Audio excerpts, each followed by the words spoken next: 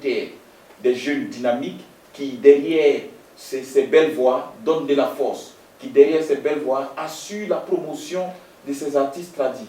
Merci de nous suivre, merci et merci aussi, chers amis, merci à vous. En particulier, vous allez vous présenter au grand public aujourd'hui. On vous connaît dans le milieu, mais Go Music, ce n'est pas seulement du Go, c'est le monde entier. Donc vous allez vous présenter au monde entier, nous dire qui vous êtes effectivement et qu'est-ce qui vous a inspiré à vraiment manager ce beau groupe. Alors, moi, c'est Wayu Thierry à l'état civil. Thierry, manager général de groupe Bonweli Inter. Mon attachement à ce groupe, d'abord j'ai commencé avec le groupe La Voix du Fromager. Après la disparition du lead vocal de La Voix du Fromager, comme j'ai bossé avec le petit et puis elle, la diva l'a pris. Du coup, le manager avec qui les gars bossaient m'a pris comme le second. Et puis après ça, il y a eu des malentendus et puis lui s'est retiré. Depuis lors, ils ont eu confiance en moi et c'est parti. D'accord. En particulier, M. Bayano, oui. D'accord, si vous devez vous présenter au grand public, c'est quoi votre identité dans ce domaine culturel-là? D'abord, je vous remercie de m'avoir invité sur ce plateau de Go Music qui fait la promotion de la musique traditionnelle moderne. Junior Bayano, à l'état civil, d'abord, c'est Kwadio Saye Junior. Voilà. Et mon attachement à ce groupe, il est dû au fait que le groupe même avait besoin de stratégie. Voilà. Et il est bon d'avoir un manager, mais il faudrait aussi avoir des stratégies pour appliquer à ce groupe. Et alors, dans ce fait, moi-même, je suis allé vers eux. Je dis, voici ce qu'on peut faire pour donner un peu de couleur à ce que vous faites. Parce que déjà, ce que vous faites est bon. Et sans hésiter, ils m'ont accepté. Et depuis lors, on travaille normalement.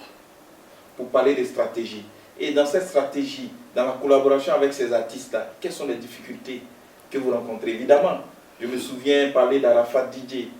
C'était difficile parce que les managers n'arrivaient pas à le canaliser. Il y avait des dates qui n'honoraient pas. Et aujourd'hui, vous, en particulier avec ce groupe prometteur-là, comment la collaboration se fait? On s'est dit que nous sommes entre frères, donc on peut dire que c'est familial. Voilà. Mais n'oubliez pas que l'artiste lui-même est très capricieux. Voilà, donc ce côté-là, on ne peut pas le voiler. Voilà. Sinon, à part ça, ça se passe très bien.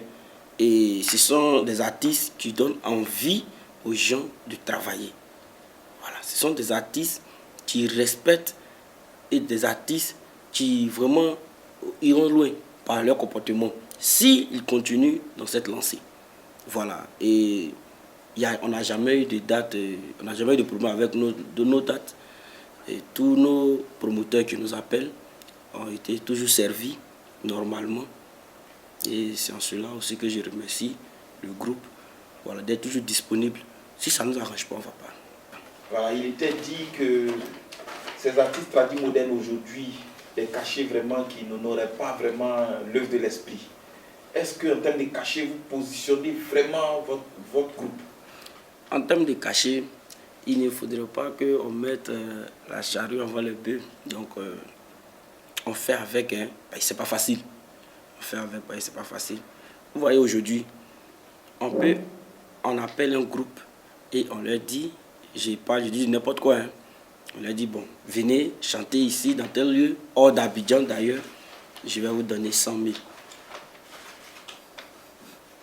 Un groupe qui est constitué, quand je dis constitué, c'est-à-dire, les artistes eux-mêmes sont là, le staff managérial, tout le monde. Oui, oui. Et je vais vous donner 100 000. Ça, moi, je peux appeler ça une foutaise. Voilà. Aujourd'hui, le combat, c'est d'abord avoir une bonne visibilité de nos artistes. Parce que la réflexion de ces gens-là, ça émane du fait que les artistes eux-mêmes ne se prennent pas au sérieux. Vous voyez, sous tradit, hein, nous sommes tous dans le même tradit, ils ne se prennent pas au sérieux. Alors, si tu vois un artiste encadré, bien stable, bien géré, je pense que le promoteur qui viendra vers ce groupe saura que, où je vais, je ne vais pas en terrain conquis. Et en ce moment, Les cachets maintenant pourront peut-être s'élever, pourront varier et puis pourront être adaptés aux artistes dont ils ont besoin. Donc, il y a 2 dates pour revenir à vous. Oui. Le 27, Oui. pour la conférence de presse. Est-ce que vous pouvez nous donner plus de détails? Et ça sera la présentation officielle de l'album. C'est de là que va partir maintenant la vente des CD. Voilà. Et on va vous parler au moins de la construction de l'album, comment l'album a été créé et les faits que l'album touche. On va vous dire tout cela le 27. Et tout le monde sera servi en termes d'informations sur le tube. Et après maintenant, on va lancer maintenant la vente officielle des CD. Le 4, on va conquérir le Baromba de Yopougon, qui est une salle mythique de la musique traditionnelle moderne. Voilà, parce que le groupe Bongoli Inter va mettre ce lieu-là à terre. Voilà. Alors, il faut vous attendre à un show époustouflant. Un live inédit du groupe Bongoli Inter. Un live qui va vraiment déboussoler et qui va remuer. Voilà, ça sera vraiment du balèze. Vous êtes à l'émission Lucan et l'émission tire à sa fin.